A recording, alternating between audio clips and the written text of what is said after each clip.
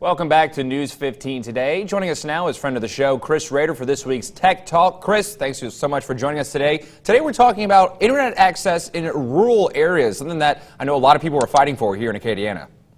Yeah, good morning, Carter. Yeah, there's some great news, and there's going to be a lot of availability for higher speed internet in rural areas. And let's just kind of step into this. If you're in a city, you may have fiber or cable modem, and those speeds are, probably minimum of 100 megabits per second. There's no latency, and latency is the way that the data is transmitted in units from where you are to where it's coming from.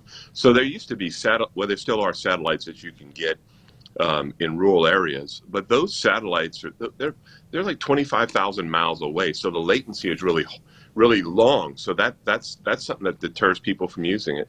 So there's a guy named Elon Musk who we've all heard of, right? He's the CEO of Tesla, and he's a very forward-thinking guy, and he has a company called SpaceX. And if you're taking notes, he has a company called Starlink, so we'll just keep going down the line. And what they're doing is they're launching these satellites, and they're only about 350 miles up in the air, and they're bringing rural internet for $99 a month to all of the U.S., if you will, and it's a $500 setup fee, and the latency is very, very minimal on this. So this is absolutely going to be a game changer, and the speeds are going to be from 50 megabits to 150 megabits. So let me translate that further.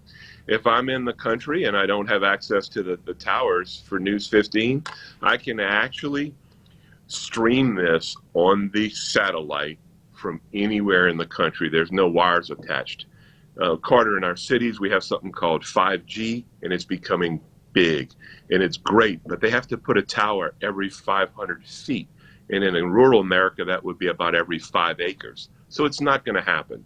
So we're going to have 5G in our cities, which is going to be wireless. We're going to have something like Starlink in our rural areas, and then everybody will have good enough speeds to stream and work and use the internet. Well, the pandemic has certainly showed the need for internet access in rural areas as the same that we have access in our big cities. Chris, thank you so much for joining us. Interested to see how this continues to develop. Thank you, Carter. All right. Well,